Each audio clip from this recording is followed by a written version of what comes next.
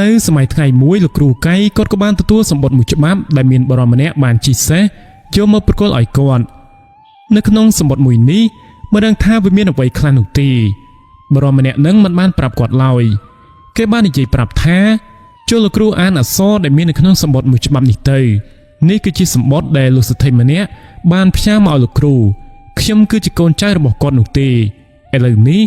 ខ្ញុំមានការជាប់រវល់ត្រូវចេញទៅស្រុកភូមិផ្សេងទៀតហើយលោកគ្រូអានឲ្យចប់ហើយចាំសម្រេចចិត្តទៅតាមក្រោយ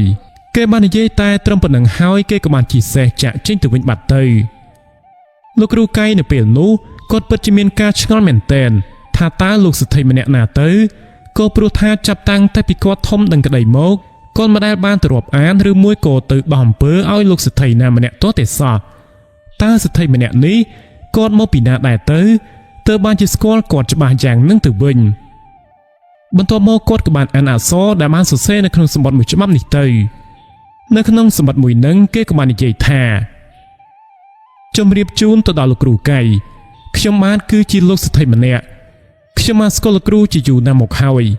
ខ្ញុំស្គាល់ដោយសារតែគេឈ្មោះនិងភាពល្បីល្បាញរបស់លោកគ្រូឥឡូវនេះខ្ញុំមានធុរៈត្រូវឆ្លងកាត់ទៅតាមទីតំបន់មួយដោយសារតែខ្ញុំត្រូវធ្វើការរុះរើផ្ទះសម្បែងទៅកាន់ទីនោះនៅទីនេះខ្ញុំរស់នៅហាក់បីជាមិនបានសុខទាល់តែសោះដោយសារតែខ្ញុំមានបញ្ហាលែងលះជាមួយនឹងប្រពន្ធដើមដូច្នេះហើយទើបបានជារស់នៅមិនសូវជាបានសុខប៉ុន្មានឡើយខ្ញុំក៏បានសម្រេចចិត្តថានឹងធ្វើការផ្លាស់ប្ដូរទីលំនៅតែម្ដងប៉ុន្តែដោយសារតែខ្ញុំមានទ្រព្យសម្បត្តិដែលស្ថិតនៅនឹងខ្លួនច្រើនខ្លាំងពេកទ្រព្យសម្បត្តិដែលនៅនឹងខ្លួនខ្ញុំត្រូវយកទៅជាច្រើនមហាសាលខ្លាំងណាស់ខ្ញុំខ្លាចថាក្រែងលោត្រូវជួបជាមួយនឹងពពួកចៅព្រៃឬមួយក៏ជួបរឿងរ៉ាវអាក្រក់នៅតាមផ្លូវឬមួយក៏ព្រៃដែលវាមានខ្មោចព្រាយធ្វើឲ្យមានការលំបាកទៅដល់ការធ្វើដំណើររបស់ខ្ញុំចង់អញ្ជើញលោកគ្រូឲ្យជួយការពារខ្ញុំហ៊ានឲ្យតម្លៃលោកគ្រូនៅក្នុងតម្លៃដ៏ខ្ពស់មួយឲ្យតែលោកគ្រូព្រមជួយខ្ញុំអ្វីដែលខ្ញុំខ្លាចបំផុតនោះគឺក្រុមចៅដែលចេះមុនវិជ្ជាអាគមនឹងឯងបើសិនជាចៅធម្មតាខ្ញុំមិនខ្លាចនោះទេព្រោះខ្ញុំក៏មានកូនចៅដែលមានកំភ្លើងច្រើនដើមនៅក្នុងដៃថែមទៀតផងប៉ុន្តែកូនចៅរបស់ខ្ញុំពួកគេមិនចេះមុនវិជ្ជាអាគមអ្វីឡើយបើសិនជាលោកគ្រូមិនប្រកាន់ទេខ្ញុំសូមគោរពអញ្ជើញលោកគ្រូឲ្យជួយខ្ញុំនៅក្នុងរឿងនេះផងខ្ញុំបានសម្រេចចិត្តថានឹងចាក់ចេញទៅនៅក្នុងរយៈពេល5ថ្ងៃខាងមុខលោកគ្រូអាចអញ្ជើញមកកាន់ទីកន្លែងផ្ទះរបស់ខ្ញុំបានខ្ញុំរងចាំលោកគ្រូជានិច្ចខ្ញុំប្រាប់លោកគ្រូជាមុនដោយខ្លាចក្រែងថាលោកគ្រូអាចជានឹងជាប់រវល់ដោយមិនទាន់បានធ្វើការងារនៅមកហើយការងារកិច្ចការផ្សេងទៀតបើសិនជាអាចទទួលបើសិនជាបានទទួលដំណឹងមួយនឹងហើយលោកគ្រូក៏អាចជានឹងបង្ហើយការងារឲ្យហើយអាងនឹងបានមកជួយខ្ញុំសូមលោកគ្រូទទួលយកការគោរពអញ្ជើញពីខ្ញុំផងលោកគ្រូព្រោះខ្ញុំពិតជាត្រូវការលោកគ្រូខ្លាំងណាស់លោកគ្រូប្រហែលជាស្គាល់ភូមិដែលខ្ញុំរស់នៅហើយនៅទីនេះវាមានឈ្មោះថាភូមិព្រៃឈរនៅទីកន្លែងនេះវាឆ្ងាយពីផ្ទះរបស់លោកគ្រូរស់នៅប្រហែលជា20គីឡូដីតែប៉ុណ្ណោះបើសិនជាលោកគ្រូធ្លាប់មកដែរឬមួយក៏អត់នោះខ្ញុំក៏នឹងឲ្យកូនចៅរបស់ខ្ញុំទៅចាំទទួលលោកគ្រូដល់ផ្ទះតែម្ដងក៏បានលោកគ្រូកៃនៅពេលគាត់បានអានរួចហើយគាត់ក៏បានយកវាមកនឹកគិតបន្តិចដោយសារតែទី1គាត់មិនធ្លាប់បានស្គាល់គ្នាជាមួយនឹងលោកសិទ្ធិម្នាក់នឹងទាល់តែសោះទី2គឺដោយដែលអ្នកគ្រប់គ្នាបានដឹងហើយថាលោកគ្រូកៃគាត់មិនមែនជាមនុស្សដែលស្រឡាញ់ទ្រព្យសម្បត្តិអីប៉ុន្មាននោះទេចំពោះរឿងដែលគេនិយាយថានឹងឲ្យគាត់នៅក្នុងតម្លៃដ៏ខ្ពស់អីហ្នឹងគាត់មិនចូលចិត្តប៉ុន្មានទេគាត់ចូលចិត្តរបៀបថាគាត់ជួយអ្នកភូមិទៅតាមសមត្ថភាពរបស់គាត់រីឯអ្នកភូមិក៏ដូចគ្នាដែរឲ្យគាត់ទៅតាមលទ្ធភាពទៅមិនមែនគាត់គឺជាមនុស្សដែលចង់បានទ្រព្យសម្បត្តិរបស់អ្នកដទៃនោះទេទោះបីជាលោកសិទ្ធិម្នាក់នេះឲ្យគាត់ឲ្យចុះគាត់ក៏ហាក់បីដូចជាមានការរារែកចិត្តមិនចង់ពាក់ព័ន្ធនៅក្នុងរឿងមួយនឹងនោះទេលុះរហូតឈានមកដល់ពេលព្រឹកឡើងកូនចៅរបស់លោកសិទ្ធិក៏បានជិះសេះត្រឡប់មកពីភូមិផ្សេងវិញហើយពួកគេក៏បានសួរទៅកាន់លោកគ្រូកៃថាតើយ៉ាងម៉េចដែរទៅលោកគ្រូតើលោកគ្រូអាចសម្រេចចិត្តថានឹងទៅដែរឬមួយក៏អត់អាចប្រាប់ពួកខ្ញុំបាន ស្រួលពួកខ្ញុំយកទៅជម្រាបប្រាប់លោកសេដ្ឋីរបស់ខ្ញុំគ្រាន់តែបានស្ដាប់លើបែបនឹងហើយលោកគ្រូកៃគាត់ក៏បាននិយាយថាខ្ញុំសូមគិតមើលបន្តិចសិនព្រោះខ្ញុំមិនដែលធ្វើរឿងបែបនឹងនោះទេហើយខ្ញុំក៏មិនចង់បានទ្រព្យសម្បត្តិរបស់នរណាម្នាក់ដែរខ្ញុំអាចរស់នៅរបៀបខ្ញុំបានហើយនៅពេលនោះលោកគ្រូកៃគាត់ក៏បានប្រគល់សម្បត្តិឲ្យទៅកាន់អ្នកបម្រើរបស់លោកសេដ្ឋីវិញពួកគេក៏មិនហ៊ាននិយាយអ្វីច្រើននោះដែរពួកគេក៏បានសុំលាលោកគ្រូកៃបន្ទាប់មកក៏បានឡើងជិះសេះចាក់ចេញទៅវិញបាត់ទៅលោកគ្រូកៃគាត់ក៏បានអង្គុយគិតបន្តិចក្រោយមកគាត់ក៏បានទៅធ្វើការងារនៅតាមផ្ទះសម្បែងរបស់គាត់លុះរហូតឈានមកដល់ពេលរសៀលក៏ស្រាប់តែលោកសេដ្ឋីបានបញ្ជូនមនុស្សម្នាក់ផ្សេងទៀតឲ្យចេញដំណើរមកកាន់ទីនេះម្ដងទៀតហើយមកតាមមើលទៅលោកសេដ្ឋីម្នាក់នេះគាត់ក៏ហាក់បីដូចជាត្រូវការលោកគ្រូកៃខ្លាំងមែនទែនគាត់បានបញ្ជូនបរិសម្នាក់ផ្សេងទៀតឲ្យជិះសេះមកកាន់ទីកន្លែងផ្ទះរបស់លោកគ្រូកៃព្រមជាមួយសម្បត្តិមួយច្បាប់ថ្មីទៀតហើយក៏បានប្រែផ្ដាំចាំឲ្យលោកគ្រូកៃទៅលេងផ្ទះរបស់គាត់ថែមទៀតផងលោកគ្រូកៃគាត់ក៏បានដឹងច្បាស់ណាស់ថានៅពេលដែលគាត់ទៅក៏ប្រកាសជានឹងជាប់ពាក្យជាប់សម្ដីជាមួយនឹងលោកសេដ្ឋីត្រូវតែបម្រើការឲ្យគាត់ជាក់ជាមិនខានឡើយលោកគ្រូកៃគាត់ក៏បានតបទៅវិញថាផ្ដាច់ផ្ដាំប្រាប់លោកសេដ្ឋីផងកុំឲ្យខឹងកុំឲ្យអន់ចិត្តនឹងគាត់អីគាត់ពិតជារវល់ពិតមែនរយៈពេល2ថ្ងៃមកនេះគាត់រវល់មើលជំងឺមានមនុស្សដែលបានត្រូវអំពើរបស់គេដែលត្រូវការឲ្យគាត់ជួយដោះអំពើដូច្នេះហើយគាត់មិនអាចទៅបានឡើយប៉ុន្តែចំពោះរឿងដែលត្រូវជួលលោកសេដ្ឋីទៅកាន់ទីកន្លែងភូមិថ្មីដែលមួយក៏អត់នឹងក៏ត្រូវចាំគាត់នៅគិតបន្តិចសិនគាត់គិតមួយថ្ងៃពីរសិនហើយចាំគាត់សម្រេចចិត្តតាមក្រោយឯងត្រឡប់ទៅវិញសិនទៅសម្បត្តិនេះចាំខ្ញុំទំនេរចាំខ្ញុំអានគោព្រោះថាឥឡូវនេះខ្ញុំនៅជាប់រវល់នៅឡើយខ្ញុំមានការងារដែលនឹងត្រូវធ្វើជាបន្ទាន់ចាំពេលណាដែលខ្ញុំរួចរាល់ខ្ញុំក៏នឹងអានសម្បត្តិមួយនឹងនៅពេលបានស្ដាប់លើបែបនេះម្ដងម្នាក់នោះគេក៏មិនហ៊ាននិយាយស្ដីអ្វីច្រើននោះដែរហើយក៏បានជិះសេះត្រឡប់ទៅវិញដើម្បីយករឿងនេះទៅជម្រាបប្រាប់លោកសេដ្ឋីឲ្យគាត់បានដឹងបន្ទាប់មកលោកគ្រូកៃគាត់ក៏បានអានសម្បត្តិដែលគេបានផ្សាយមកឲ្យគាត់អត្ថន័យសម្បត្តិអញ្ជើញរបស់លោកសេដ្ឋីនេះលោកគ្រូកៃគាត់ក៏បានសង្កេតឃើញថាលោកសេដ្ឋីហាក់បីដូចជាមានការអង្វរកគាត់ជាងមុនទៅទៀតលោកសេដ្ឋីបានសរសេរថាគោរពអញ្ជើញទៅដល់លោកគ្រូកៃខ្ញុំដឹងថាលោកគ្រូបដិសេធជាមួយនឹងសំណើរបស់ខ្ញុំហើយដូច្នេះហើយខ្ញុំក៏ចង់សុំចិត្តលោកគ្រូតែម្ដងលោកគ្រូអាណិតខ្ញុំខ្លះផងបានទេព្រោះខ្ញុំក៏មិនជឿទុកចិត្តទៅលើលោកគ្រូអាគមដតីទៀតឡើយដំណើររបស់ខ្ញុំមួយនេះបើសិនជាខ្ញុំទៅរកគ្រូអាគមដតីសូម្បីតែលោកគ្រូក៏អាចដឹងដែរបើសិនជាខ្ញុំឲ្យមាសប្រាក់ទៅគេច្រើនគេក៏ប្រកាសជានឹងជូនខ្ញុំទៅចាក់ជាមិនខានឡើយគេនឹងមិនបដិសេធនោះទេប៉ុន្តែខ្ញុំមើលមិនធ្លុះចិត្តគ្រូអាគមទាំងអស់នឹងឡើយព្រោះអ្នកខ្លះគេក៏ចេះតែធ្វើអំពើចេះធ្វើធ្មប់ហើយអ្នកខ្លះទៀតគេក៏មិនប្រកាសថាគឺជាមនុស្សស្មោះត្រង់នោះដែរខ្ញុំមិនហ៊ានឲ្យពួកគេជូនខ្ញុំទៅនោះទេខ្លាចក្រែងថានៅគណៈពេលដែលកំពុងតែធ្វើដំណើរនៅតាមផ្លូវពួកគេក៏បែរជាមានកំណត់អាក្រក់ធ្វើអំពើឬមួយក៏បង្កើតជាទាហានខ្មោចបន្តមកក៏ប្លន់យកទ្រព្យសម្បត្តិរបស់ខ្ញុំសម្រាប់ខ្ញុំនិងកូនចៅរបស់ខ្ញុំឯងចឹងទៅដូច្នេះខ្ញុំមិនហ៊ានចេញទៅជាមួយនឹងពួកគេនោះទេប្រវត្តិរបស់ពួកគេក៏ខ្ញុំមិនធ្លាប់បានស្គាល់ច្បាស់នោះដែរមានតែលោកគ្រូតែម្នាក់ប៉ុណ្ណោះខ្ញុំបានស្គាល់គេឈ្មោះរបស់លោកគ្រូអស់រយៈពេល10ឆ្នាំមកហើយលោកគ្រូគឺជាមនុស្សល្អស្មោះត្រង់គឺជាមនុស្សដែលដឹងការរយៈជ្រៅគឺជាមនុស្សដែលមានសន្តានចិត្តល្អខ្ញុំជឿជាក់ថាលោកគ្រូប្រកាសជាដឹងអំពីខ្លួនឯងច្បាស់ហើយក៏ដូចជាយល់អំពីពាក្យសម្ដីរបស់ខ្ញុំ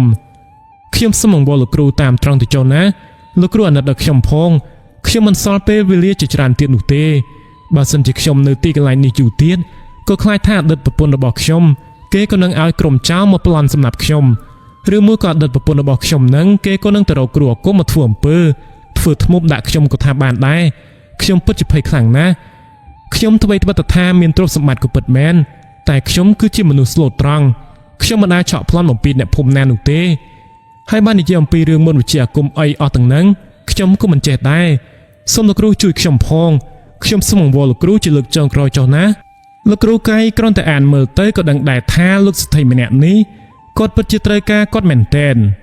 លោកគ្រូកៃគាត់ក៏មានចិត្តអាណិតទៅដល់លោកសេដ្ឋីម្នាក់នឹងផងដែរប៉ុន្តែលោកគ្រូកៃគាត់មិនទាន់បានសម្រេចចិត្តថានឹងជូនទៅដែរឬមួយក៏យ៉ាងណានោះទេនៅពេលដែលសម្បត្តិមួយច្បាប់នេះបានមកដល់ដៃរបស់គាត់ទៀតមិនយូរប៉ុន្មានឡើយនៅថ្ងៃស្អែកនៅម៉ោងប្រហែលជា9ព្រឹកក៏ស្រាប់តែគាត់បានសង្កេតឃើញថាវាមានសេះចំនួនប្រហែលជា10ក្បាលឯណោះដែលពួកវាកំពុងតែធ្វើដំណើរសម្ដៅមកកាន់ផ្ទះរបស់គាត់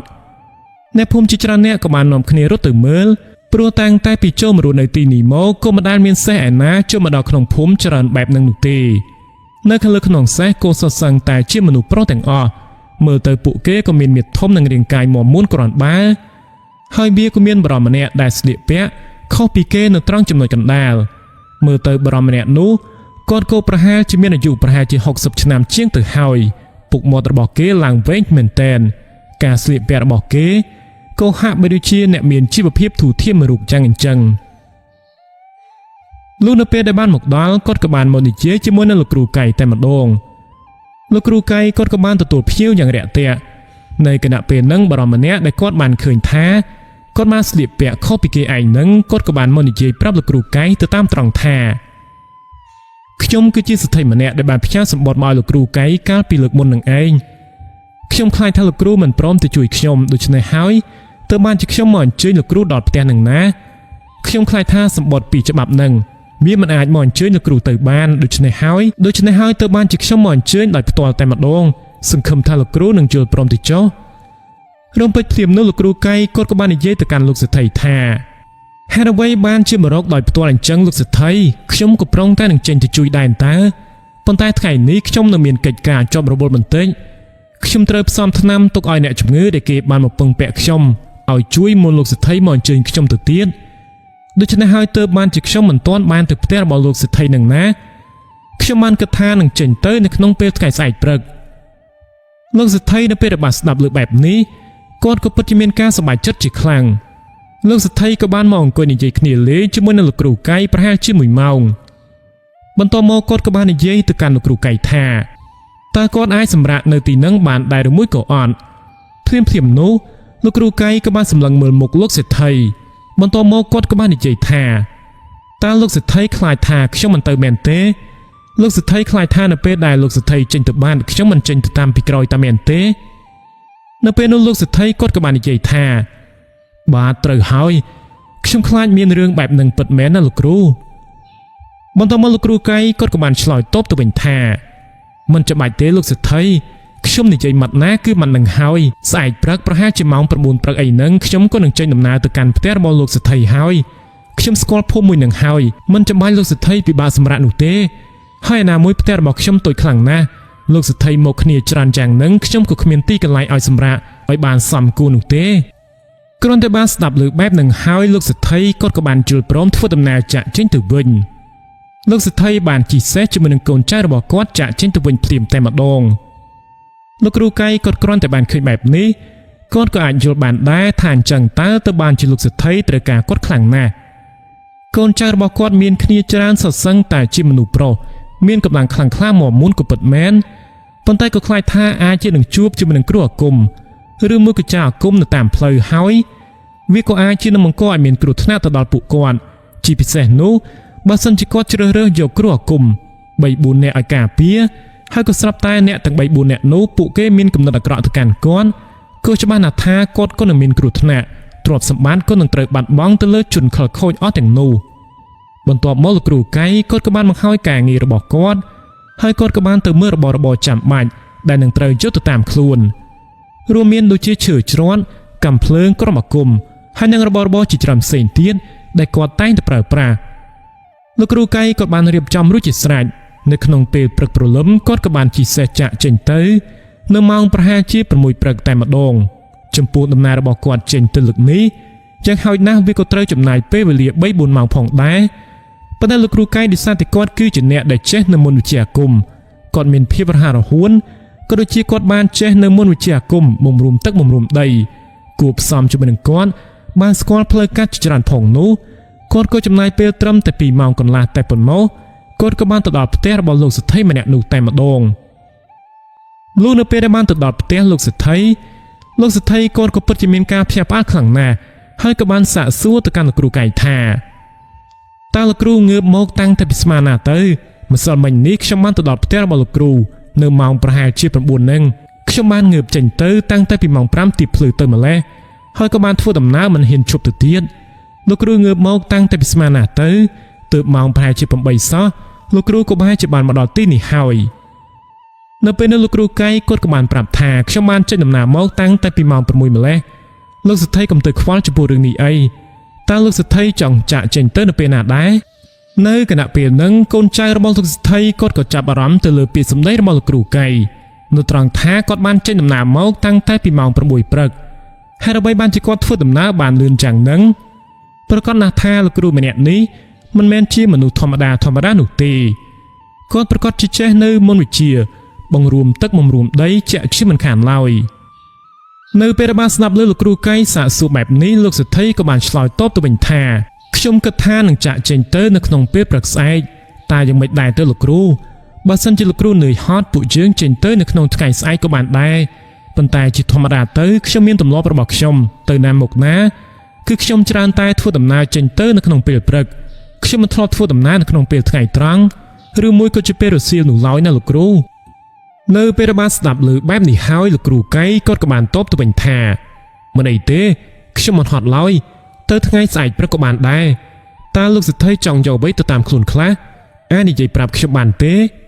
រំពេចភ្លាមនោះលោកសិទ្ធិក៏បានឆ្លើយតបទៅវិញថាខ្ញុំមិនយកអ្វីច្រើននោះទេគឺយកតែទ្រព្យសម្បត្តិរបស់ខ្ញុំតែប៉ុណ្ណោះចំពោះផ្ទះសម្បែងខ្ញុំបកគលឲ្យគេដីធ្លីគោក្របីក៏ដូចគ្នាដែរខ្ញុំបានលក់ចេញអស់ទៅហើយផ្ទះមួយនេះក៏ខ្ញុំលក់ដែរប៉ុន្តែខ្ញុំបាននិយាយជាមួយនឹងម្ចាស់ផ្ទះថ្មីគេហៅថាតើតែខ្ញុំចាក់ចេញទៅទើបខ្ញុំឲ្យគាត់រុះរើខ្ញុំយកតែមាសពេជ្រកែវកងទៅតែប៉ុណ្ណឹងនៅគណៈពេលហ្នឹងលោកគ្រូកៃគាត់ក៏បានសាកសួរថាតើមាសប្រាក់និងទ្រព្យសម្បត្តិរបស់លោកសិទ្ធិត្រូវដាក់នៅខាងលើរទេះគោប៉ុន្មានដែរទៅលោកសិទ្ធិក៏បានឆ្លើយតបទៅវិញថាខ្ញុំប្រុងដាក់ទៅ3រទេះគោទ្រព្យសម្បត្តិរបស់ខ្ញុំមានតែប៉ុណ្្នឹងឯងបើសិនជាដាក់2រទេះគោវាក៏ធ្ងន់ពេកធ្វើដំណើរផ្លូវឆ្ងាយផងវាប្រកាសជាមិនងាយស្រួលនោះទេនៅពេលដែលបានស្ដាប់លើបែបនឹងហើយលោកគ្រូកៃគាត់ក៏បានសាកសួរបែបនេះថាតើលោកសិទ្ធិប្រុងចាក់ចេញទៅកាន់ទីកន្លែងណាដែរទៅអូខ្ញុំភ្លេចសួរលើតែផ្ទះប្រពន្ធចុងមិនដឹងថាវាស្ថិតនៅភូមិណានោះទេអាចប្រាប់ខ្ញុំបានទេនៅពេលនោះលោកសិទ្ធិគាត់ក៏បានប្រាប់ថាផ្ទះនោះវាស្ថិតនៅក្នុងភូមិព្រៃធំលោកគ្រូធ្លាប់ឮដែរឬទេវានៅឆ្ងាយពីទីនេះទៅប្រហែលជា40គីឡូដីដែរធ្វើដំណើរក៏ត្រូវសម្រាកមួយយប់ប៉ុន្តែមួយយប់នេះក៏មិនដឹងថាសម្រាកនៅតាមផ្លូវឬមួយក៏នៅក្នុងភូមិឬមួយក៏នៅក្នុងព្រៃនោះទេដូច្នេះហើយទើបបានជាខ្ញុំត្រូវការលោកគ្រូចេញទៅជាមួយនឹងណាបន្ទាប់មកលោកគ្រូកៃគាត់ក៏បានធ្វើការឆ្លើយតបទៅវិញថាធ្លាប់ឮតើភូមិព្រៃធំខ្ញុំធ្លាប់បានចេញទៅដល់អំពើឲ្យគេចំនួន2ដងផងដែរនៅទីនោះភ្លាមនោះលោកស្ថិក៏បានតបមកវិញថាគុំតន់និយាយរឿងនឹងអីចាំពេលយប់ក៏បានដែរឥឡូវលោកគ្រូទៅងូតទឹកសម្បត្តិខ្លួនសិនទៅណាថ្ងៃណាហើយលោកគ្រូក៏ប្រកាសជាឃ្លានដែរហើយមើលទៅលោកគ្រូកៃគាត់ក៏បាននិយាយចេញមកថាយល់ព្រមបន្ទាប់មកលោកស្ថិគាត់ក៏បានប្រើឲ្យកូនចៅរបស់គាត់ឲ្យយកសេះរបស់លោកគ្រូកៃទៅលាងទឹកក៏ដូចជាដាក់ស្មៅវាស៊ីលោកគ្រូកៃនៅពេលដែលបានងូតទឹកសម្បត្តិខ្លួនរួចរាល់គាត់ក៏បានត្រឡប់មកវិញហើយក៏បានពិសាអាហារជាមួយនឹងលោកស្ថិនៅទីកន្លែងផ្ទះរបស់គាត់លុះនៅពេលដែលពួកគាត់បានពិសាបាយរួចរាល់ហើយនោះគាត់ក៏បានឡើងជាងរឹងលេងនៅពេលនោះគាត់ក៏បានចាប់អារម្មណ៍ឃើញថាវាមានមនុស្សប្រហែលជា 4-5 នាក់ដែលកំពុងតែតាមសម្លឹងមើលមកកាន់ពួកគាត់ពីចម្ងាយលោកគ្រូកៃក៏បានសាកសួរទៅកាន់លោកស្ថិថាអធិស្ឋានលោកស្ថិតើពួកគេនោះគឺជានរណាដែរទៅហេតុអ្វីបានជាពួកគេតាមសម្លឹងមើលពួកយើងរហូតអញ្ចឹងមើលទៅទឹកមុខរបស់ពួកគេមិនសូវស្រួលប៉ុន្មាននោះទេតើពួកគេគឺជានរណាដែរទៅលោកស្ថិនៅពេលនោះលោកស្ថិក៏បានឆ្លើយតបមកវិញថានោះឯងគឺជាក្រុមគ្រួសារចាស់របស់ខ្ញុំបានបែកបាក់គ្នាហើយខ្ញុំមិននិយាយកាន់ជើងខ្លួនឯងនោះទេអ្វីទៅថាខ្ញុំមានប្រពន្ធ2ក៏ពិតមែនតែខ្ញុំក៏មិនធ្លាប់បានក្បត់ទៅរកស្រីក្រៅខ្ញុំមិនធ្លាប់បានប្រឹងអំពើហិង្សាអីនោះឡើយកុំថាឡើយអំពើហិង្សាតែពាក្យសម្ដីធ្ងន់ធ្ងរខ្ញុំក៏មិនធ្លាប់បានប្រើជាមួយនឹងប្រពន្ធខ្ញុំផងខ្ញុំបម្រើដូចជាពនាងយ៉ាងអញ្ចឹងប៉ុន្តែចុងក្រោយតើលោកគ្រូដឹងថាម៉េចទេនៅពេលដែលខ្ញុំមិនបាននៅផ្ទះចំនួន10ថ្ងៃគេក៏ស្រាប់តែបានមានសហាយជាមួយនឹងអ្នកបម្រើរបស់ខ្ញុំតែម្ដងមកវិញខ្ញុំក៏តាមទាន់ខ្ញុំក៏បានសុំលេងលះខ្ញុំក៏បានដេញអ្នកបម្រើចេញទៅដោយមិនហ៊ានធ្វើបាបអ្វីគេនោះឡើយបើសិនជាអ្នកផ្សេងក្រៅពីខ្ញុំវិញប្រកាសណាស់ថាគេក៏នឹងសម្លាប់គេចោលចាក់ជាមិនខានឡើយឲ្យបាយគេស៊ីឲ្យប្រាក់គេចាយហើយក៏បានជាថ្លើមធំយ៉ាងហ្នឹងប៉ុន្តែខ្ញុំក៏មិនបានទៅរករឿងគេនោះទេហើយមិនត្រឹមតែប៉ុណ្ណោះប្រពន្ធដាមរបស់ខ្ញុំក៏បានឲ្យមាសពេជ្រកែវកងជាច្រើនទៅកាន់គេទៀតផងគេអាចសោយសុខបានអស់មួយជីវិតហើយនៅពេលគេទទួលបានមាសប្រាក់ទាំងអស់នឹងរួចហើយគេក៏នៅតែចូលមករញ៉េរញ៉ៃនៅក្នុងជីវិតខ្ញុំទៀត ខ្ញុំបានព្យាយាមដេញគេឲ្យដេញទៀតឥឡូវនេះខ្ញុំក៏មិនចង់ពាក់ព័ន្ធអ្វីខ្ញុំមិនចង់ប្រាអំពើហិង្សាទៅលើនរណាម្នាក់នោះទេលោកគ្រូដូច្នេះហើយទើបបានជាខ្ញុំចង់ផ្លាស់ប្ដូរទីលំនៅនឹងណាលោកគ្រូលោកគ្រូកៃនៅពេលដែលបានស្ដាប់មើលទៅក៏ឃើញថាសមហេតុសមផលសង្កេតមើលទៅលើទឹកមុខរបស់លោកសេដ្ឋីនៅពេលនេះគាត់ក៏មិនបាននិយាយកុហកអ្វីនោះទេគាត់បាននិយាយតាមត្រង់ទាំងអស់នៅក្នុងថ្ងៃនេះនៅពេលបានដឹងថាលោកសេដ្ឋីគាត់បានអញ្ជើញលោកគ្រូកៃមកនឹងអ្នកភូមិជាច្រើនអ្នកដែលបានស្គាល់ធ្លាប់បានឮអំពីគេឈ្មោះលោកគ្រូកៃពួកគាត់ក៏បាននាំប្រពន្ធកូនក្រុមគ្រួសាររបស់ពួកគាត់មកឲ្យលោកគ្រូកៃស្រោចទឹករំដោះគ្រោះឲ្យក៏ដូចជាសុំថ្នាំពីលោកគ្រូកៃដើម្បីទុកដាំផឹក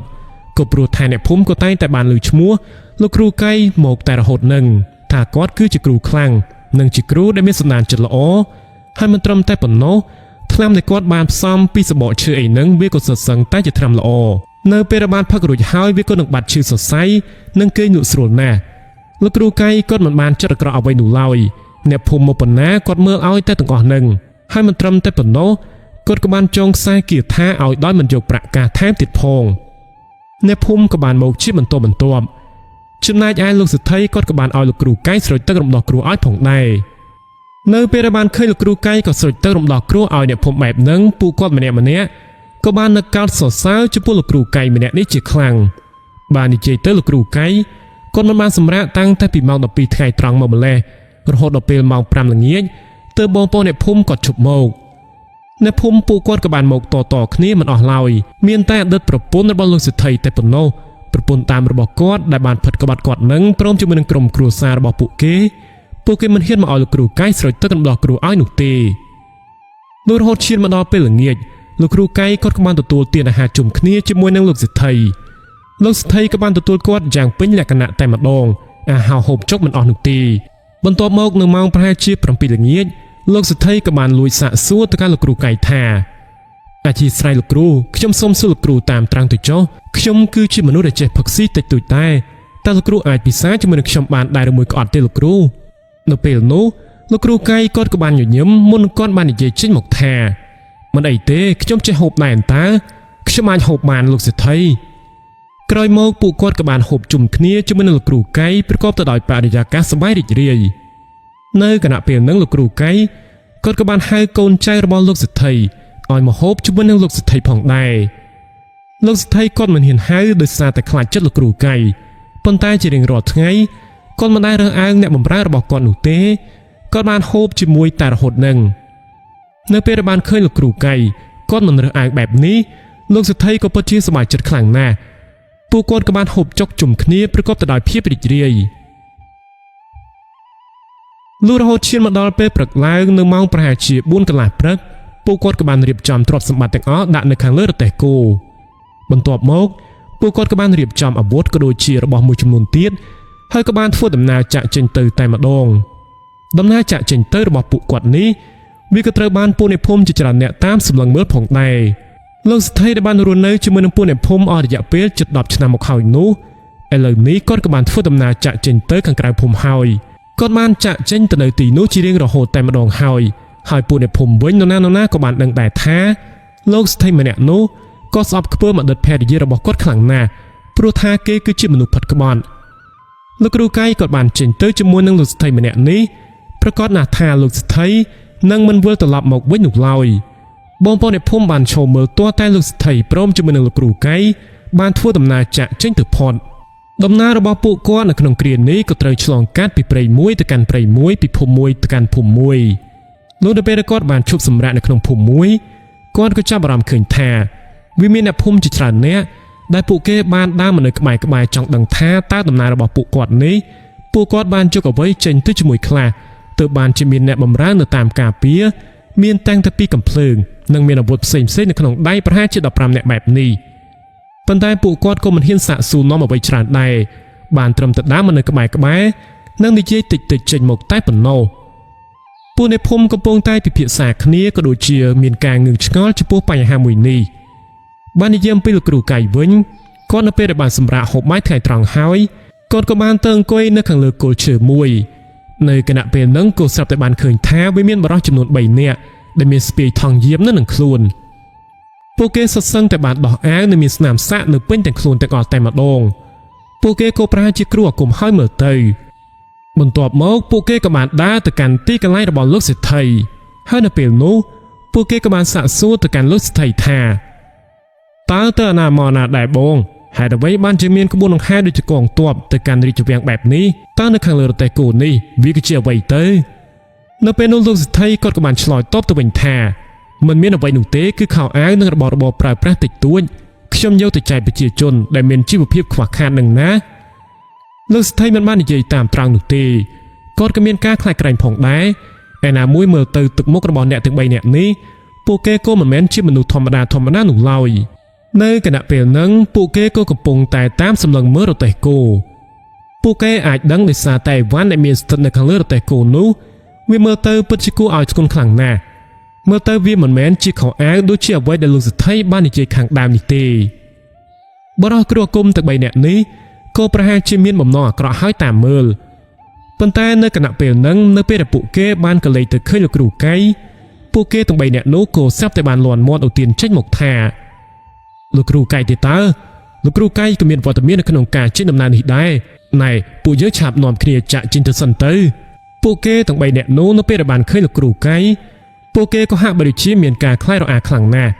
ហើយបន្ទាប់មកពួកគេក៏បាននាំគ្នាធ្វើដំណើរយ៉ាងលឿនរហ័សចាក់ចេញទៅតែម្ដងនៅពេលនោះលោកគ្រូកៃក៏បានដើរមកនៅក្បែរនឹងលោកសេដ្ឋីបន្ទាប់មកគាត់ក៏បាននិយាយថាពួកវានេះមិនមានគោលបំណងល្អនោះទេពួកវាប្រងតែនឹងផ្លាស់លោកសេដ្ឋីតែប៉ុណ្ណោះប៉ុន្តែនៅពេលដែលពួកវាបានដឹងថាខ្ញុំនៅទីនេះដែរពួកវាក៏នាំគ្នារត់ចាក់ចេញទៅវិញបាត់ទៅពួកវានេះបើសិនជាខ្ញុំមិនមកទេក៏ប្រកាសណាស់ថាលោកសេដ្ឋីក៏នឹងជួបនឹងគ្រោះថ្នាក់នៅតាមផ្លូវជាក់ជាមិនខានចំណែកឯលោកសេដ្ឋីគាត់ក៏មានអារម្មណ៍យ៉ាងនឹងផងដែរពួកគាត់ក៏បានសម្រាប់បន្តិចទៀតលុះនៅពេលដែលមានកម្លាំងសេះអស់ហត់គោក៏លែងហត់ពួកគាត់ក៏បាននាំគ្នាធ្វើដំណើរចេញទៅមុខបន្តទៀតដំណើររបស់ពួកគាត់នេះវាបានឆ្លងកាត់ពីព្រៃដ៏ធំមួយទៀតហើយលុះរហូតបានទៅដល់ភូមិមួយទៀតពួកគាត់មិនបានឈប់សម្រាកនៅក្នុងភូមិនោះទេពួកគាត់បានធ្វើដំណើរលុះរហូតឈានមកដល់ម៉ោងប្រហែលជា5ល្ងាចទើបពួកគាត់ឈប់ប៉ុន្តែលុះនៅពេលដែលលោកសេដ្ឋីចង់ឈប់សម្រាកនឹងលោកគ្រូកៃគាត់ក៏បានជិះសេះមកពីក្រោយខ្នងព្រោះថាកាលពីពេលអំបញ្ញមិញនេះលោកគ្រូកៃគាត់ក៏បានដកឃ្លារៀងឆ្ងាយពីគេឯងបន្តិចលុះនៅពេលដែលបានជិះសេះចូលទៅគាត់ក៏បាននិយាយទៅកាន់លោកសេដ្ឋីថាទីនេះមិនអាចឈប់សម្រាកបានទេលោកសេដ្ឋីពួកយើងចំណាយពេលកន្លះម៉ោងទៀតដើម្បីទៅមុខទៅណាព្រោះថាមេឃក៏មិនទាន់ងងឹតនោះដែរឥឡូវនេះទើបតែម៉ោង5ទេពួកយើងធ្វើដំណើរសាកមើលកន្លះម៉ោងទៀតទៅថាវាយ៉ាងម៉េចដែរខ្ញុំដឹងថាព្រៃមួយនេះវាមិនស្រួលនោះទេនៅពេលរបស់ស្ដាប់លើបែបនឹងហើយកូនចៅរបស់លោកសេដ្ឋីម្នាក់ហាក់បីដូចជាមានការផិតភ័យបន្តិចប៉ុន្តែក៏ត្រូវបានលោកគ្រូកែនិយាយលួងលោមបែបនេះថាកុំភ័យអីខ្ញុំនៅទីនេះមួយទាំងមូលហើយកុំភ័យអីសោះលោកសេដ្ឋីក៏មិនចាំបាច់ភ័យដែរនៅពេលនោះលោកសេដ្ឋីក៏បាននិយាយថាខំធ្វើដំណើរតាមផ្លូវព្រៃថាកុំឲ្យជួបមនុស្សខ្លាចថាជួបចោរប្លន់ធ្វើដំណើរតាមផ្លូវព្រៃបែបនេះក៏គិតថាវានឹងមិនមានរឿងអាក្រក់កើតឡើងតែមិននឹកស្មានតទៅសោះថាលោកគ្រូមិនឲ្យសម្រាកខ្ញុំដឹងថាវាមានរឿងមិនល្អហើយតាមមើលចំពោះផ្លូវមួយនេះវាក៏ដូចជាអ្វីដែលលោកសេដ្ឋីក៏បាននិយាយចឹងអញ្ចឹងវាគឺជាផ្លូវចាស់ដែលមិនសូវជាមាននរណាធ្វើដំណើរឆ្លងកាត់នោះទេលោកសេដ្ឋីក៏ធ្វើដំណើរតាមផ្លូវនេះដោយសារតែគាត់បានឲ្យអ្នកយកការរបស់គាត់មកស៊ើបមើលពីមួយថ្ងៃមកហើយកូនចៅរបស់គាត់ក៏បានស៊ើបមើលដឹងថាផ្លូវមួយនេះវាអាចធ្វើដំណើរបានដែរឬមួយក៏អត់ហើយមិនត្រឹមតែប៉ុណ្្នឹងទេវាក៏មិនសូវជាមានមនុស្សម្នាណាឆ្លងកាត់ថែមទៀតផងដូច្នេះផ្លូវមួយនេះវាក៏អាចជាមានសុវត្ថិភាពប៉ុន្តែពួកគេមកនៅក្នុងពេលថ្ងៃនោះទេមកនៅក្នុងពេលថ្ងៃក៏មិនមានរឿងអ្វីកើតឡើងនោះឡើយពួកគេមិនបានដឹងនោះឡើយថានៅពេលយប់នៅក្នុងព្រៃមួយនឹងគ្រប់យ៉ាងវាក៏នឹងផ្លាស់ប្ដូរប្រែប្រួលមានតែលោកគ្រូកៃម្នាក់តែប៉ុណ្ណោះដែលបានដឹងនៅពេលនោះពួកគាត់ក៏បានធ្វើដំណើរប្រហែលជា20នាទីទៀតលោកគ្រូកៃគាត់ក៏ឲ្យគេឈប់សម្រាកដោយគាត់បាននិយាយថាមិនចាំបាច់នោះទេទោះបីជាយើងធ្វើដំណើរពេញមួយយប់ទៀតក៏មិនអាចចាក់ចេញពីព្រៃមួយនឹងបានដែរគ្រាន់តែបានស្ដាប់លើបែបនឹងភ្លាមលោកសេដ្ឋីគាត់ក៏បានសាកសួរទៅកាន់លោកគ្រូកៃថាតើវាមានរឿងអ្វីមែនទេលោកគ្រូហេតុអ្វីបានជាលោកគ្រូនិយាយបែបហ្នឹងតើវាមានរឿងអ្វីមែនទេរំពេចភ្លាមនោះលោកគ្រូកៃគាត់ក៏បាននិយាយថាព្រៃមួយនឹងវាគឺជាព្រៃអាថ័ន្តវាត្រូវបានគេចងអាថ័ន្តដូច្នេះហើយបើទោះបីជាពួកយើងចំណាយពេលឡើងពេញមួយយប់ទៀតដើម្បីធ្វើដំណើរក៏ពួកយើងមិនអាចធ្វើដំណើរឆ្លងផុតព្រៃមួយនឹងបានដែរនៅក្នុងយប់ព្រៃមួយនឹងវាក៏នឹងផ្លាស់ប្ដូរមិនដូចជានៅក្នុងពេលថ្ងៃនោះឡើយ អ្នកភូមិដែលបានឆ្លងកាត់ពួកគេមិនបានដឹងនោះទេ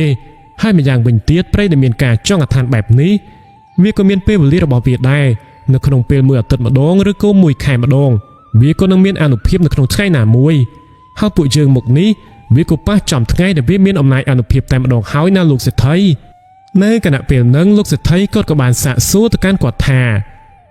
តើនៅក្នុងពេលយប់ព្រលប់វាអាចជាមានគ្រោះថ្នាក់ដែរឬមួយក៏អត់ទេនៅគណៈពេលហ្នឹងលោកគ្រូកៃក៏បានតបទៅវិញថាវាអាចមានប៉ុន្តែកុំបារម្ភអីខ្ញុំនៅទីនេះទាំងមូលហើយខ្ញុំនឹងជួយការពារលោកសេដ្ឋី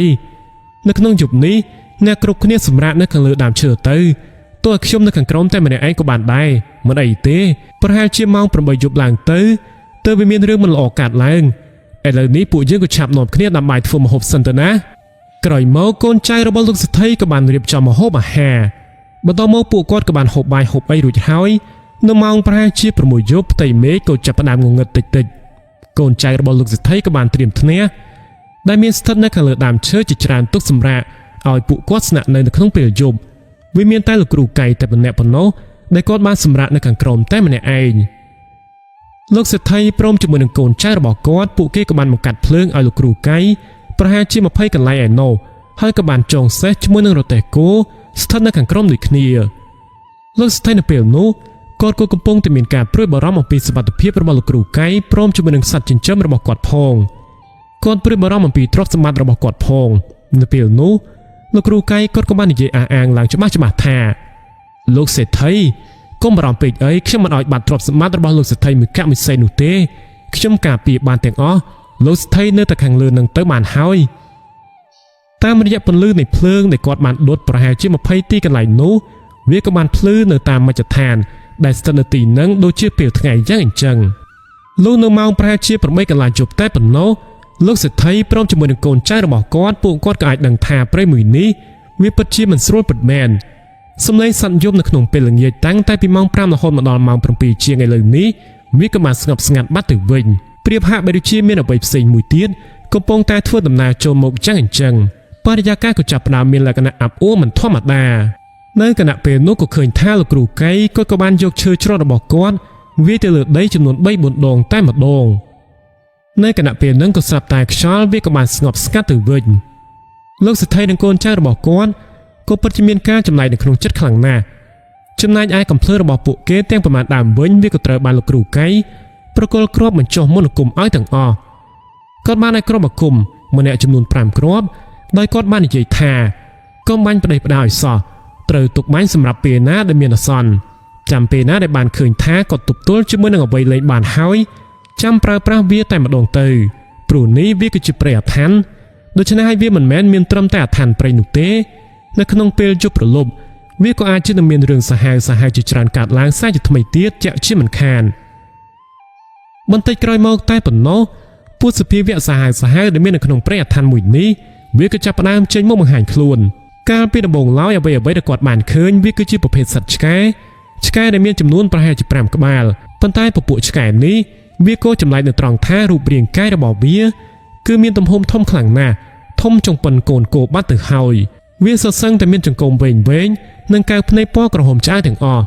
នៅគណៈពេលនោះលោកគ្រូកៃក៏បានស្រែកប្រាប់ទៅកាន់អ្នកដែលស្ថិតនៅខាងលើថា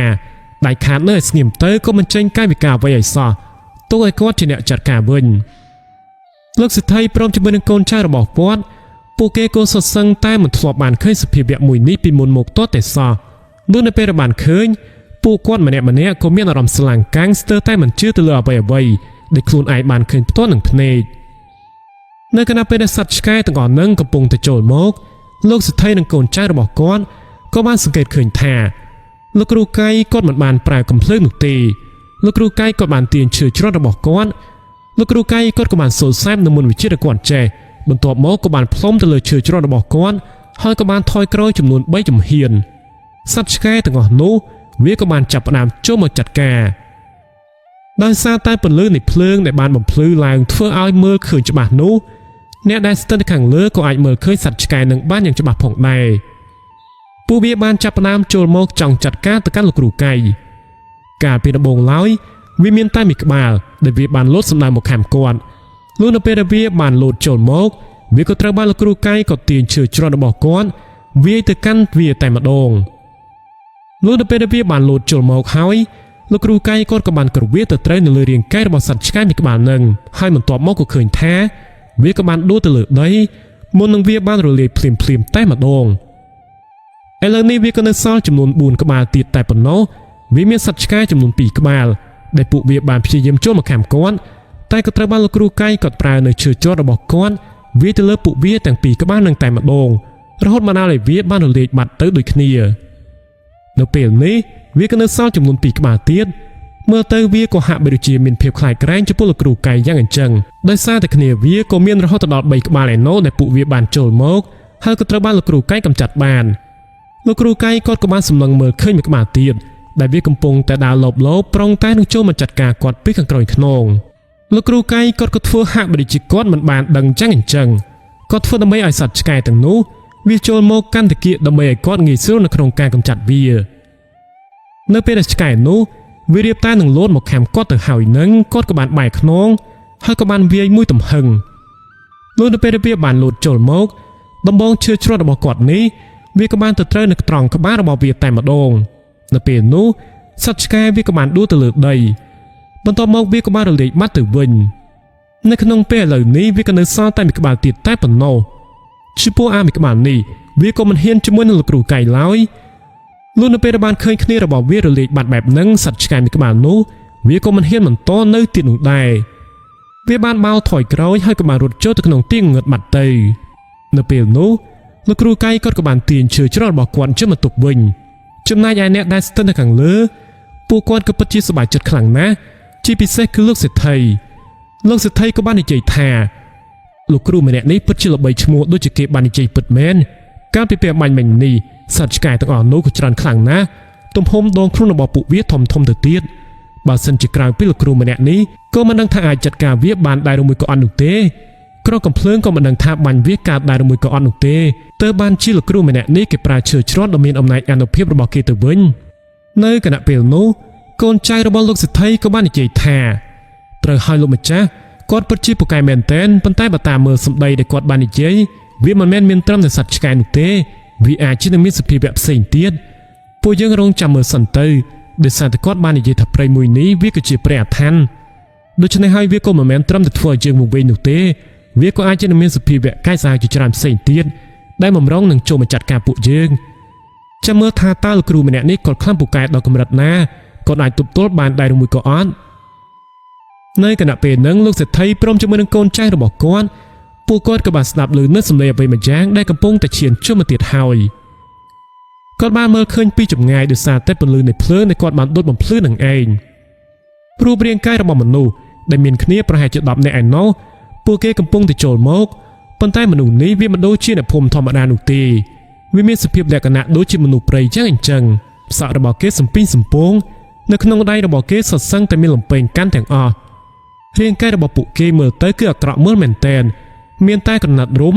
នៅត្រង់រាងកាយរបស់គេនៅត្រង់ចង្កេះបន្តិចតែប៉ុណ្ណោះពួកគេបានចូលមកយ៉ាងលឿនដោយសំដៅមករកលោកគ្រូកៃនឹងឯងនៅពេលនោះលោកគ្រូកៃគាត់ក៏មិនបានខ្លាចនោះឡើយគាត់បានសរសើរទៅលើឈើច្រត់របស់គាត់បន្ទាប់មកគាត់ក៏បានថយក្រោយចំនួន3ជំហានរូបរាងកាយរបស់មនុស្សអស់ទាំងនោះនៅពេលរបៀបបានមកនៅក្បែរនឹងទីកន្លែងដែលលោកគ្រូកៃកំពុងតែស្ថិតនៅនោះវាក៏បានបញ្ចេញសំឡេងឡើងគួរឲ្យភ័យខ្លាចពួកវាមិនបានចូលមកចាត់ការភ្លាមនោះទេវាបានមកឡំពាត់នៅតាមជុំវិញរាងកាយរបស់លោកគ្រូកៃប៉ុន្តែនៅពេលដែលលោកសេដ្ឋីបានតាមសម្លឹងមើលទៅលោកគ្រូកៃគាត់ក៏ហាក់បីដូចជាមិនមានការព្រួយបារម្ភមិនភ័យខ្លាចអ្វីទាល់តែសោះលោកគ្រូកៃនៅតែឈរធ្វើជាធម្មតាមិនដឹងអ្វីទាំងអស់តើលោកគ្រូម្នាក់នេះគាត់មានអ្វីយកមកអាងទៅជាមួយនឹងពពួកខ្មោចព្រៃយ៉ាងច្រើនក្បាលបែបហ្នឹងទើបបានជាគាត់មិនមានការភ័យព្រួយយ៉ាងនេះលោកសេដ្ឋីព្រមជាមួយនឹងកូនចៅរបស់គាត់កំពុងតែមានការងឿងឆ្ងល់នៅគណៈពេលហ្នឹងគោស្រាប់តែខ្មោចចំនួន2ក្បាលដែលពួកវាបានលោតចូលមកចាត់ការលោកគ្រូកៃនៅក្នុងដៃរបស់វាក៏មានកាន់លំពែងពួកវាបានចោលលំពែងសម្ដៅទៅរករាងកាយរបស់លោកគ្រូកៃប៉ុន្តែលុះនៅពេលដែលលំពែងនោះបានហោះចូលមកវាក៏ត្រូវបានលោកគ្រូកៃគេចផុតទាន់ពេលវេលាបន្ទាប់មកលោកគ្រូកៃគាត់ក៏បានប្រើប្រាស់នៅឈើច្រត់របស់គាត់នឹងឯងដើម្បីវាយតតាំងជាមួយនឹងពួកវាហើយនៅពេលនោះគ្នារបស់វាដែលកំពុងតែស្រែកគំរាមនោះពួកវាក៏មិនទាន់បានចូលមកទាំងអស់នោះទេ វាទុកឲ្យអាពីក្បាលនឹងចុះមកចាត់ការលោកគ្រូកែជាមុនសិនប៉ុន្តែអាពីក្បាលនេះវាក៏មិនមែនជាដៃគូរបស់លោកគ្រូកែនោះទេចំណាយពេលបន្តិចបន្តួចតែប៉ុណ្ណោះគាត់ក៏បានវាយទៅលើខ្មោចទាំងពីរក្បាលនឹងរហូតធ្វើឲ្យវាបានរលាយបាត់ភ្លាមតែម្ដងលុះនៅពេលដែលខ្មោចទាំងពីរក្បាលនឹងបានរលាយបាត់ទៅវិញហើយលោកគ្រូកែគាត់ក៏បានថយក្រោយមកវិញបន្តិចចំណែកឯគ្នារបស់ខ្មោចដែលកំពុងតែស្រែកគំរាមនោះពួកវាក៏បានឈប់ស្រែកដោយសារតែបានឃើញគ្នារបស់វាកំពុងតែត្រូវបានលោកគ្រូកែចាត់ការនៅគណៈពេលហ្នឹងវាក៏ដល់វេនដែលកូនចៅរបស់លោកសេដ្ឋីស្រែកហូកញ្ជ្រៀវវិញម្ដងហើយលុះនៅពេលបានឮកូនចៅរបស់លោកសេដ្ឋីស្រែកហូបែបហ្នឹងខ្មោចទាំងអស់នោះពួកវាក៏បានងាកសម្លឹងមើលទៅខាងលើដើមឈើវិញម្ដងមនុស្សគ្រប់គ្នាដែលកំពុងតែស្ថិតនៅខាងលើពួកគេក៏បានឈប់ស្រែកហូដូចមុនតទៅទៀតដោយសារតែខ្មោចកំពុងតែតាមសម្លឹងមើលមុខពួកគេបាននិយាយទៅពួកវាក៏មិនមែនជាខ្មោចព្រៃអ្វីនោះដែរអាចជាមនុស្សព្រៃនឹងឯងពួកគាត់ម្នាក់ក៏បានចាប់ផ្ដើមនៅស្ងៀមដោយសារតែមានការខ្លាចក្រែងថាខ្មោចពួកវាក៏អាចជានឹងឡើងទៅខាងលើដើមឈើដើម្បីចាត់ការពួកគាត់ឯងចឹងទៅនៅគណៈពេលហ្នឹងលោកគ្រូកែដែលគាត់បានឃើញនៅឱកាសល្អបែបនេះហើយនៅពេលបានឃើញពពួកខ្មោចវាបានភ្លេចខ្លួនបែបហ្នឹងគាត់ក៏បានវាយធ្វើឲ្យពួកវារលាយបាត់ទៅទៀតតែម្ដងឥឡូវនេះវាក៏នៅសល់តែ3ក្បាលទៀតតែប៉ុណ្ណោះប៉ុន្តែបើមើលទៅ3ក្បាលនេះវាក៏មិនធម្មតានោះដែរ3ក្បាលនេះពួកវាប្រកាសជាខ្មោចដែលមានអំណាចអានុភាពខ្លាំងហើយមើលទៅនៅពេលដែលលោកគ្រូកែបានវាយ3ក្បាលនេះវាក៏អាចគេចខ្លួនផុតមិនឲ្យលោកគ្រូកែវាយត្រូវនោះទេគិតទៅពួកវាពិតជាឆ្លាតនិងរហ័សមែនទែនលុះក្រោយមកបានបន្តិចគ្នារបស់វាមួយក្បាលទៀតក៏បានសម្រុកឡើងទៅខាងលើដើមឈើនឹងតែម្ដងដោយសារតែវាបានឃើញថានៅខាងលើដើមឈើនឹងវាក៏មានមនុស្សកំពុងតែស្នាក់នៅហើយម្យ៉ាងទៀតនោះអ្នកដែលស្នាក់នៅខាងលើនេះក៏ប្រហែលជាមិនចេះមុនវិជ្ជាអ្វីនោះទេទើបបានជាលោកគ្រូកែឲ្យពួកគេស្ថិតនៅខាងលើបែបហ្នឹងលោកគ្រូកែក៏បានស្រែកប្រាប់តើឲ្យអ្នកដែលស្ថិតនៅខាងលើដើមឈើនឹងមានការប្រុងប្រយ័ត្នផងដែរគាត់បាននិយាយថាប្រយ័ត្នបន្តិចកុំឲ្យពួកវាខំត្រូវកុំឲ្យពួកវាចាក់ត្រូវឲ្យសោះពួកវាមានអំណាចអានុភាពខ្លាំងណាស់អ្នកគ្រប់គ្នាប្រើប្រាស់កំភ្លើងដែលខ្ញុំបានបញ្ចុះក្រុមអាគមនឹងទៅព្រោះមានតែក្រកំភ្លើងនឹងតែប៉ុណ្ណោះដែលអាចចាត់ការទៅលើវាបានខ្ញុំជួយអ្នកគ្រប់គ្នាមិនបានទេខ្ញុំត្រូវតតាំងជាមួយនឹងគ្នារបស់ពី2ក្បាលទៀតដែលស្ថិតនៅខាងក្រោមនេះនៅគណៈពេលហ្នឹងអាខ្មោចមួយក្បាលនោះវាក៏បានឡើងទៅដល់ពាក់កណ្ដាលដើមឈើទៅហើយដើមឈើដែលមានមនុស្សស្នាក់នៅប្រហែលជា5នាក់រួមទាំងលោកសេដ្ឋីម្នាក់នោះផងដែរវាក៏ត្រូវបានខ្មោចមួយក្បាលនឹងកំពុងតែសម្រុកឡើងទៅតែម្ដងនៅគណៈពេលនោះលោកសេដ្ឋីគាត់ក៏មានស្មារតីជាងគេកូនចៅរបស់គាត់ក៏ហាក់បីជាបានបាត់បង់ស្មារតីបណ្ដាមកទៅហើយលុះនៅពេលបានឃើញអាមួយក្បាលនឹងឡើងទៅខាងលើលោកសេដ្ឋីគាត់ក៏បានទាញកំភ្លើងដែលលោកគ្រូកែបានបញ្ចុះក្របអាគមឲ្យនឹងហើយក៏បានបាញ់សម្ដៅទៅលើរាងកាយរបស់ខ្មោចដែលកំពុងតែសម្រុកឡើងទៅខាងលើតែម្ដងលុះនៅពេលលោកសេដ្ឋីបានបាញ់ចេញទៅលើរាងកាយរបស់វាហើយក៏ឃើញថាវាក៏បានស្រែកជាខ្លាំងហើយក៏បានទម្លាក់ខ្លួនមកខាងលើដីវិញដោយសារតែមានរបួសដោយសារតែក្រកំភ្លើងដែលលោកសេដ្ឋីបានបាញ់ទៅលើរាងកាយរបស់វានោះវាមានអំណាចអានុភាពខ្លាំងណាស់ទើបបានជាអាចធ្វើឲ្យអាខ្មោចមួយក្បាលនឹងមានលក្ខណៈប្រកាច់ប្រកិនបន្ទាប់មកវាក៏បានរលាយបាត់ទៅតែម្ដងលោកសេដ្ឋីព្រមជាមួយនឹងកូនចៅរបស់គាត់ពួកគេពិតជាមានការសប្បាយចិត្តមែនទែននៅពេលបានឃើញថាក្រកំភ្លើងដែលលោកគ្រូកែបានឲ្យវាគឺជាក្រកំភ្លើងដែលមានអំណាចអានុភាពបែបនេះបើក៏លេទៅមើលលោកគ្រូកែវិញគាត់ក៏កំពុងតែជាប់ដៃប្រយុទ្ធជាមួយនឹងគ្នារបស់វាចំនួន2ក្បាលទៀតដែលកំពុងតែស្ថិតនៅខាងក្រោមនៅពេលនោះលោកគ្រូកែគាត់ពិតជាពិបាកនៅក្នុងការយកឈ្នះអាពីក្បាលនឹងខ្លាំងណាស់អាពីក្បាលនេះវាមានភាពរហ័សរហួននិងពូកែមែនទែនគួបផ្សំជាមួយនឹងកម្លាំងរបស់វាខ្លាំងទៀតនោះកម្លាំងរបស់វាគឺខ្លាំងមែនទែនលោកគ្រូកែក៏ស្ទើរតែទ្រាំទ្រមិនចង់បានអាពីក្បាលនេះវាក៏បានព្យាយាមចង់សម្លាប់លោកគ្រូកែផងដែរលោកសេដ្ឋីព្រមជាមួយនឹងកូនចៅរបស់គាត់ក៏ចង់ជួយផងដែរតែមិនហ៊ានបាញ់នោះទេដោយសារតែពួកគាត់ខ្លាចថាបាញ់ទៅក៏ត្រូវទៅលើលោកគ្រូកែឯងចឹងទៅក៏ព្រោះថារូបរាងកាយរបស់ខ្មោចទាំងពីរក្បាលនេះវាក៏នៅជិតនឹងខ្លួនរបស់លោកគ្រូកែមែនទែនប៉ុន្តែនៅគណៈពេលនោះលោកគ្រូកែគាត់ក៏មានឱកាសនៅក្នុងការវាយទៅត្រូវគ្នារបស់វាម្នាក់គឺវាយត្រូវចំក្បាលតែម្ដងអាមួយក្បាលនឹងវាក៏បានរលាយបាត់នៅសល់មួយក្បាលទៀតវាក៏បានព្យាយាមជុំមកចាត់ការលោកគ្រូកែវាមិនបានខ្លាចគាត់ឡើយប៉ុន្តែវាក៏ត្រូវបានលោកគ្រូកែមានឱកាសវាយទៅត្រូវជើងរបស់វារហូតធ្វើឲ្យវាដួលទៅលើដីថែមទៀតផងបន្ទាប់មក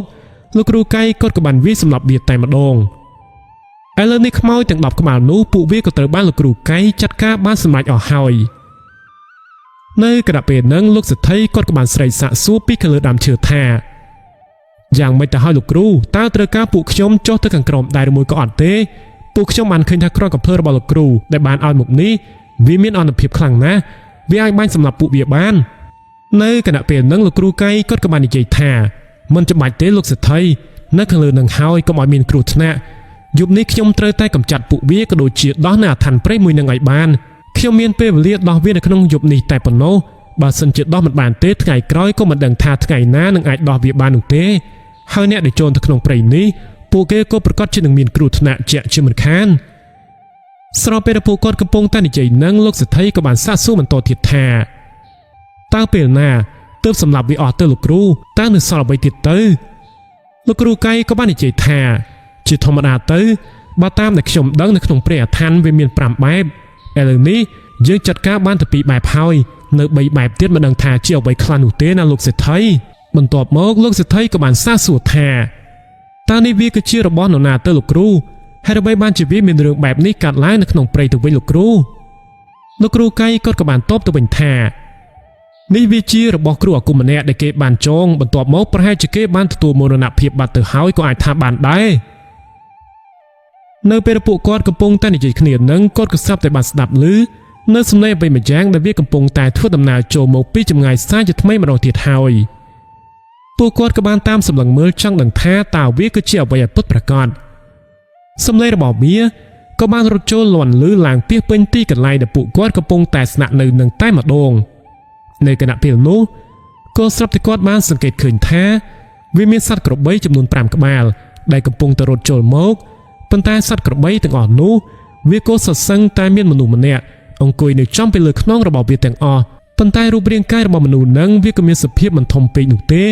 វាមានមាឌតូចល្មមតែវាក៏បានព្យាយាមរត់ចូលមកចាត់ការលោកគ្រូកៃផងដែរលុះនៅពេលដែលពួកវាបានរត់ចូលមកគៀកតែនឹងដល់លោកគ្រូកៃគាត់ក៏បានដឹងច្បាស់ខ្លាំងណាស់ថាគាត់មិនអាចរងចាំពួកវាបានទៀតនោះទេកាលណាដែលឲ្យពួកវារត់ចូលមកម្ដងទាំងអស់បែបនេះគាត់ក៏ច្បាស់ជានឹងពិបាកនៅក្នុងការចាត់ការពួកវាជាក់ជាមិនខានឡើយដូច្នេះហើយគាត់ក៏ត្រូវតែធ្វើយ៉ាងណាចាត់ការពួកវាឲ្យបានមុនពេលដែលពួកវានឹងរត់ចូលមកដល់លុះក្រោយមកលោកគ្រូកៃគាត់ក៏បានរត់ជុំវិញភ្លើងដើម្បីបង្វែរដានសត្វក្របីទាំង5ក្បាលនោះចំណែកឯសត្វក្របីវិញពួកវាក៏ហាក់បីដូចជាមានការខ្លាចភ្លើងបន្តិចផងដែរពួកវាបានរត់តាមពីក្រោយលោកគ្រូកៃ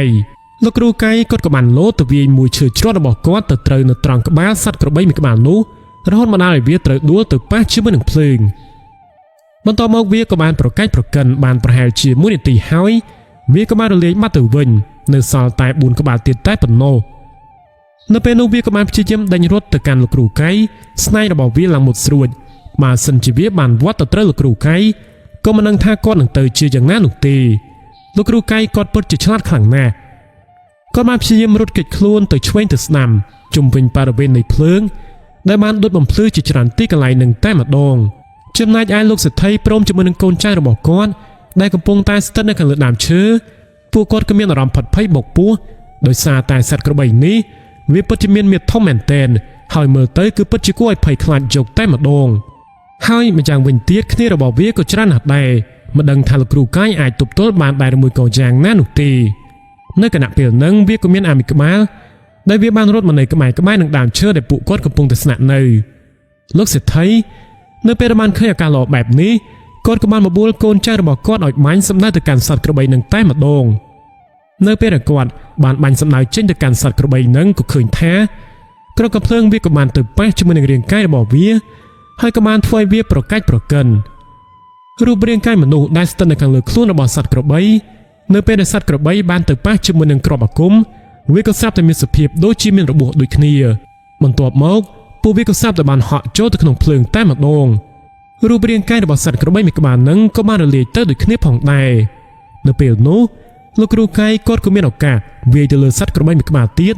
រហូតធ្វើឲ្យវាបានរលាយបាត់ដូចគ្នាចំពោះឆាកប្រយុទ្ធមួយនេះវាក៏បានលាន់លឺឡើងខ្ទោខ្ទាពេះពេញបរិវេណដែនព្រៃតែម្ដង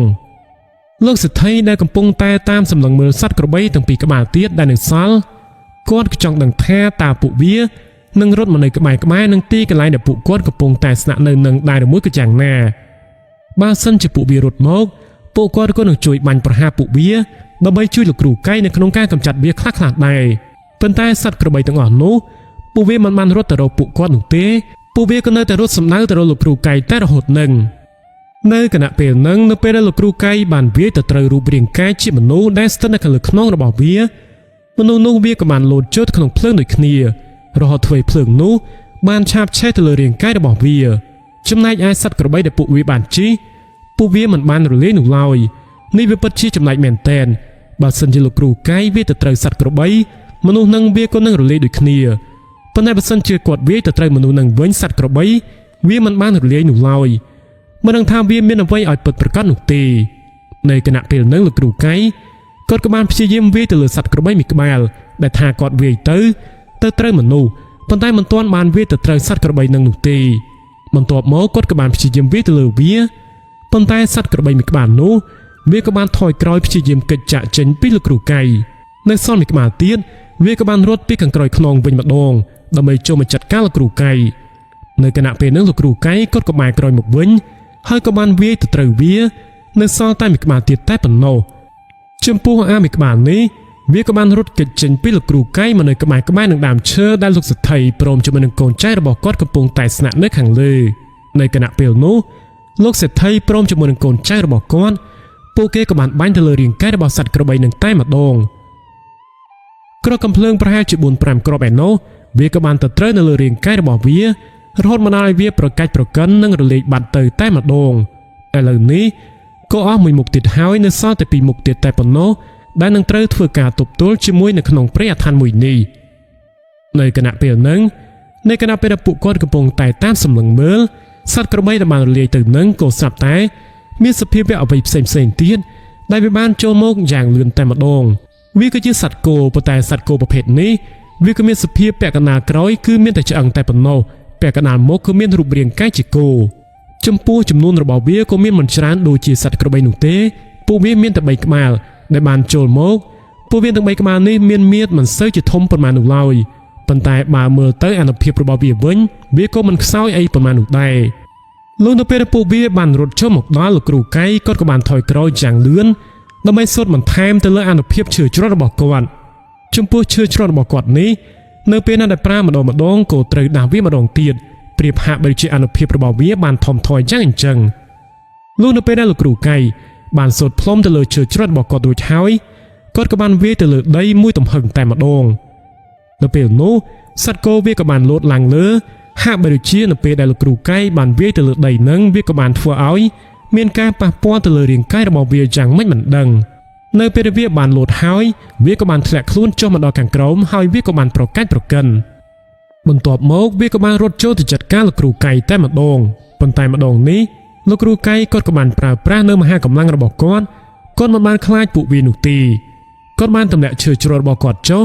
បន្ទាប់មកគាត់ក៏បានប្រើដៃដោយផ្ទាល់តែម្ដងដើម្បីចាត់ការទៅកាន់សត្វគោទាំងអស់ហ្នឹងលុះនៅពេលដែលគាត់បានលោតទៅដល់គាត់ក៏បានចាប់ក្បាលសត្វគោមួយនោះហើយគាត់ក៏បានព្យាយាមកាច់បំបាក់ករបស់វាតែម្ដងនៅគណៈពេលហ្នឹងគ្នារបស់វាក៏បានរត់ចូលមកជុលគាត់តែម្ដងជាសំណាងល្អនៅពេលនោះគាត់ក៏បានកិច្ចផុតហើយក៏បានជុលទៅត្រូវគ្នារបស់វាខ្ទាតចូលទៅក្នុងភ្លើងបាត់ទៅនៅពេលនោះភ្លើងវាក៏បានឆាបឆេះទៅលើរូបរាងកាយរបស់វាសត្វគោមួយក្បាលនឹងភ្លើងក៏បានឆេះទៅលើរាងកាយរបស់វាហើយវាក៏នៅតែអាចងើបមកវិញបានទៀតវាបានងើបមកទាំងតែភ្លើងកំពុងតែឆាបឆេះរាងកាយរបស់វាតែម្ដងលុះនៅពេលដែលបានរត់ចូលមកម្ដងទៀតលោកគ្រូកៃគាត់ក៏បានលោតឡើងពេញមួយទំហឹងហើយក៏បានជន់ពីលើចំក្បាលរបស់វារហូតធ្វើឲ្យវាបាក់កនិងស្លាប់ភ្លាមតែម្ដងនៅពេលនោះក្បាលរបស់វាក៏ស្រាប់តែបានដាច់ចេញពីខ្លួនយ៉ាងនឹកស្មានមិនដល់នៅពេលនោះសត្វគោវាក៏បានរលាយបាត់នៅសល់តែពីក្បាលទៀតតែប៉ុណ្ណោះបន្ទាប់មកពួកវាក៏បានរត់យ៉ាងលឿនរហ័សចូលមកចាត់ការគាត់នៅពេលបានឃើញឱកាសល្អបែបនេះលោកសេដ្ឋីព្រមជាមួយនឹងកូនចៅរបស់គាត់ពួកគាត់ក៏បានព្យាយាមជួយបាញ់ប្រហារសត្វគោទាំងអស់នោះផងដែរលុះនៅពេលគាត់បានបាញ់ទៅលើរាងកាយរបស់សត្វគោមួយក្បាលនឹងគាត់ក៏បានសង្កេតឃើញថាវាគ្រាន់តែបានដួលទៅលើដីតែប៉ុណ្ណោះប៉ុន្តែវាក៏នៅតែអាចងើបមកវិញបានដោយមិនមានរបួសធ្ងន់ធ្ងរអ្វីទាល់តែសោះវាមិនបានរលាយដូចជាខ្មោចនិងសត្វក្របីមុននឹងសោះឡើយសត្វគោទាំងពីរក្បាលនេះពួកវាក៏បានរត់មកម្នាក់មួយចំហៀងនៅពេលនោះ